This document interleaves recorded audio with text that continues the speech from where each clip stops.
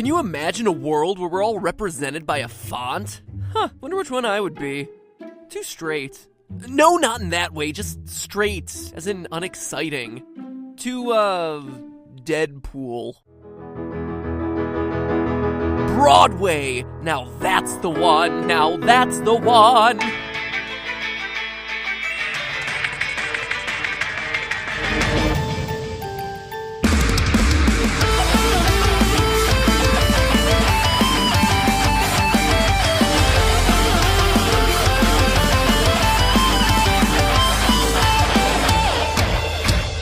Hello, Internet! Welcome to Game Theory, where, instead of putting a joke here, I want to ask you a question. If your personality were represented by a font, what font would you be? Take a moment and put your font in the comments. I'm really curious to see what everyone has to say. Maybe find a couple new cool fonts to use. Getting bored with old Calibri 11. And with that out of the way, it's time to talk Undertale. Now, I don't think I've ever gotten this many requests to cover a game. Well, except for FNAF. And I suppose FNAF 2. Oh, and then there was FNAF 3. Wait a minute, should I be worried about something here? Anyway, across the board on YouTube, Reddit, and Twitter, you all have wanted Undertale. And honestly, I'm glad you brought it to my attention. True loyal theorists will know that Earthbound is my favorite game of all time. So a self-aware RPG in a similar style? Oh man, it's like a gift from the indie gaming heavens. Undertale is a game where every character, from Goat Mom to Grind Fodder, has a sympathetic design and unique personality, motivations, goals, fears. Whether you're saving or slaughtering them, the game makes you feel something every time you enter an encounter. But to me, one character stood out amongst all the rest. Sans. A skeleton named after the font Comic Sans, hence all the font references at the beginning of the episode. If you haven't played Undertale, I'm sure that was a really weird opening. Anyway, Sans is... well, there's a lot of mystery around this guy. And before we get into it, let me put up a very special spoiler warning. Undertale is a game best experienced blind. So if you haven't played it, pause the video and come back after you've finished. I promise you won't regret it. Alright, so everyone out of the pool and ready for the adult swim? Good, because I'm feeling pretty determined to get to the bottom of Sans' mystery. So just to recap, for those of you who haven't played the game and ignored the spoiler warning or just need a refresher, Sans is one of the two skeletal brothers who appear in the game. His partner is Papyrus, a loud, goofy trap lover also named after a font. But in the world of Undertale, their origins are a big question mark. All that we really know is what's given to us by a shopkeeper in Snowdin, who explains that Sans and Papyrus, quote, just showed up one day and asserted themselves. Weird, right? What's more is that while Papyrus is just kind of the goofy sidekick, Sans is much more complex. Sure, he likes fart jokes, but he's also incredibly powerful and deadly serious. Not only is his boss battle the hardest in the game, he's one of the only characters to have knowledge and power over space and time. He often takes shortcuts around the world through ridiculous routes, even walking through walls. He also acknowledges that he's only one of infinite versions of himself, making self-aware commentary of the various timelines that you've played through in the game. He can even count the number of times he's killed you. He acts like an arbiter in this world, passing out judgment on the player's actions in the game, even explaining the secrets of EXP and love, or execution points and levels of violence, just to clarify. In short, he just doesn't quite fit in with the rest of the world of monsters. But then what? Or who is he? Well, the idea that he doesn't belong in Underworld seems to be correct. The evidence seems to point to the fact that he was, in fact, formerly a surface dweller. In the true pacifist ending of the game, as the group looks out onto the horizon, Papyrus asks Sans about the giant ball in the sky. Sans says, quote, "We call that the sun." This is important because A, the usage of the word we and knowledge of the sun shows that Sans has a kinship or knowledge with other humans, and B, that despite he and Papyrus both being skeletons, are supposedly brothers, and apparently appeared in Underworld at the same time, they clearly have two very different histories. Why would Papyrus not know the name of the sun, but Sans would? We get further clues as to Sans' origin as we hear him say multiple times that he wants to go home, or go back. He says as much during his dinner date scene at the Metaton Hotel. He notices that the player must want to go home and says, quote, "I know the feeling." He then continues, maybe sometimes it's better to take what's given to you, as though he ended up in Underworld by accident. And in a genocide run during his boss fight, he says, quote, "Look, I gave up trying to go back a long time ago." End quote. And before you say he means going back to the surface world, that's clearly not the full story. His very next line of dialogue is, "And getting to the surface doesn't really appeal anymore either." Key word here is either. Yes, he seems to hail from the surface and wants to go back, but based on his dialogue, he no longer considers it his home. It's as though the surface world he once knew is gone, as though he's from a different time. It's pretty intriguing. So we're left with a being that appeared out of nowhere, presumably from the human surface, but from a different time period, who seemingly has the power to teleport. That's a lot of questions and not a lot of answers. But here's where things get really interesting. Sans has a hidden workshop that takes a fair amount of searching to find. You could say it takes a lot of determination to unlock. Anyway, obligatory determination references aside, as you start to look for this Easter egg, Sans gives you a key to his room with the words, "It's time you learn the truth." After some searching, you find the workshop, which contains items that leave even more questions. A photo album featuring Sans and a bunch of smiling people you don't recognize, a badge, blueprints with illegible handwriting, and a broken machine hidden behind a curtain. In the latest update, one more detail was added, a hand-drawn picture of 3 smiling faces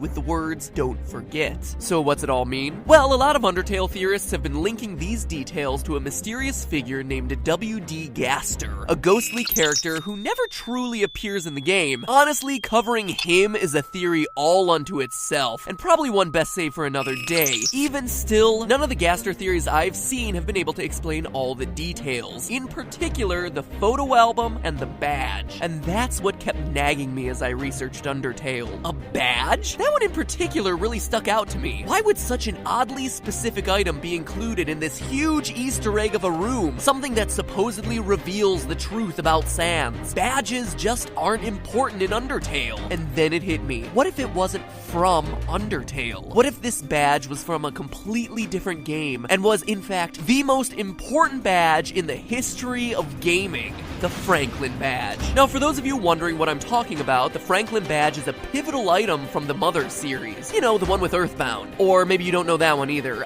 You know, the one that Ness from Super Smash Bros. Yeah, well, Ness is from Earthbound, and Earthbound is the second part in this larger Mother trilogy. Alright? Good. Anyway, the Franklin Badge is a really important part of that series. It gets its start in the very first game and carries through the whole trilogy, saving your life multiple times in the process. It's so important that Nintendo has made it a staple item in the Smash Bros. Series. So I asked myself, what if the badge in Sans's drawer was that exact badge? Well, first off, it'd make Undertale connected to my favorite game, thereby making it even cooler. But that's still a pretty big logical leap. I needed more. And let me tell you, as I started looking, more and more pieces started to fit into place. At the end of Earthbound, you're given a photo album covering your adventures throughout the game. To me, it's one of the best, most satisfying endings in gaming to look back on your journey in picture form. And what does Sans happen to have in his other drawer? A photo album filled with pictures of Sans with people you don't recognize. Of course you don't know them, they're not characters present in Undertale. And note the word that's used here, people you don't recognize, not underworld monsters. So that's 2 items oddly linked to the Mother series, but then how do the blueprints and broken machine fit in? Well, in the final stretch of Earthbound, Ness and his 3 friends must travel to the past in order to have their final battle against the evil alien Gygus. To do that, Dr. Andonuts, remember him by the way, he's gonna be important later, with the help of the science geniuses Apple Kid and Mr. Saturn, create what's known as the Phase Distorter, a machine that allows people to travel through time and space. Except, it comes with a cost. It can't transport organic material. As a result, the young heroes must put their souls into robotic bodies to use the machine and thus save the world. I played this game back in 1997, and I'm not ashamed to admit that when I first saw this scene, I cried. It's devastating. Dr. Andonuts says goodbye to his son. These characters that you've grown to love and care about are suddenly promising to sacrifice their lives. For all they know, there's no possibility of them being able to come back home. It's this incredibly dark departure in the final moments of what was otherwise a fun,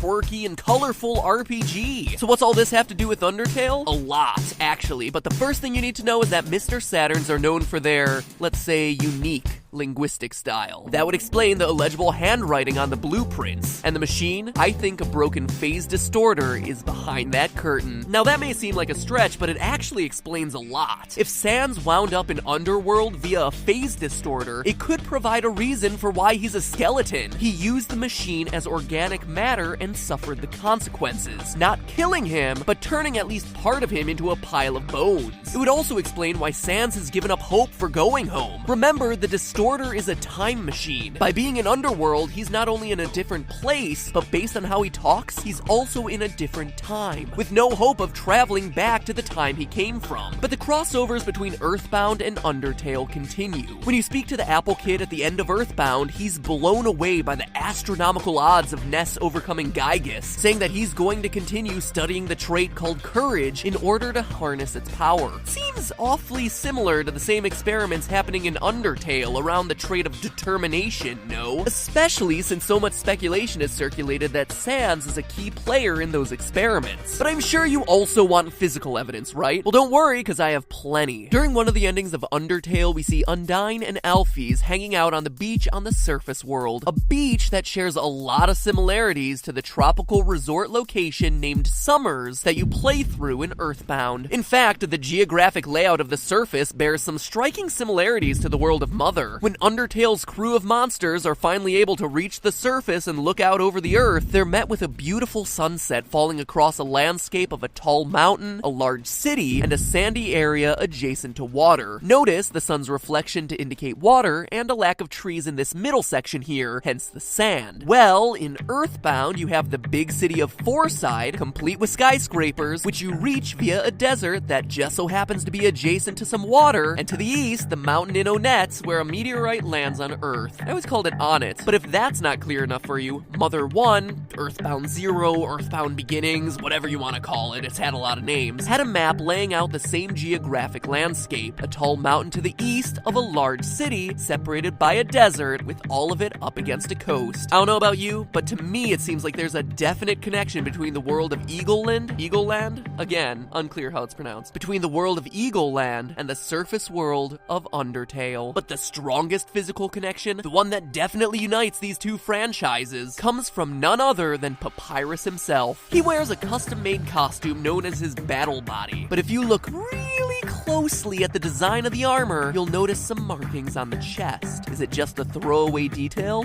Oh no! That right there is an exact match to the ones that appear on the chests of Starman, the most iconic enemy of Earthbound. And look at the way he stands. I always thought it was awkward until I looked at the two characters side by side. Papyrus's curved arm and hand is a direct match to the curved arms of the Starman in the Mother series. In short, we have some incredibly strong proof that the Earthbound universe is somehow connected to the Undertale world, which brings us back to our initial question: who is Sans? Well, what if we took it one final step and said that Sans happened to be Ness from Earthbound, sent through the phase distorter during a test of courage, carrying the Franklin badge and his photo album in his trusty backpack. Not only do all the items in the workshop suddenly fit, but so does Sans's behavior. Remember, Sans can seemingly teleport, and Ness just so happens to have the PSI ability to teleport. Now look at the way Sans always stands, hands in his pockets, directly facing the camera. It's a very similar stance to how Ness is depicted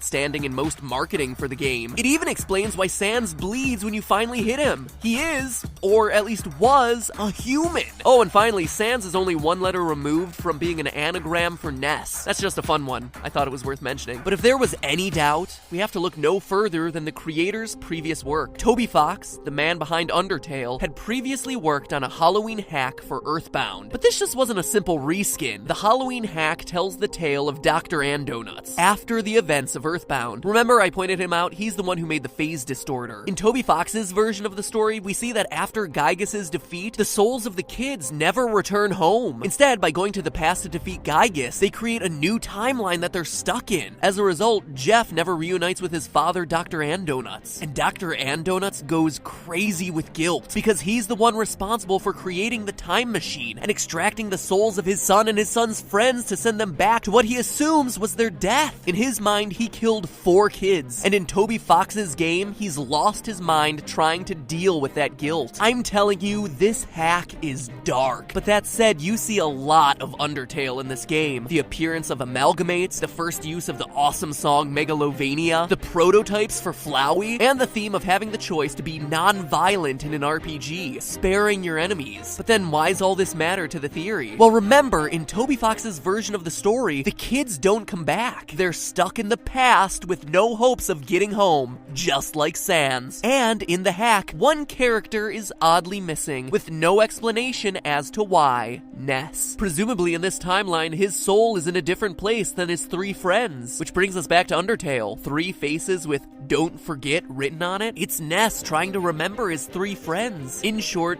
Undertale is a continuation of Toby's version of Earthbound, with Ness never being able to get home, adopting the name Sans, and accompanied by Papyrus, a former Starman, an alien force able to speak English and still equipped with his armor and signature posture, but without any knowledge of earthly things, like the sun. The pieces all just seem to fit. And all we need is an appearance from Pokey/Porky, and we've got ourselves a true sequel. But hey, that's just a theory. A game theory. Thanks for watching.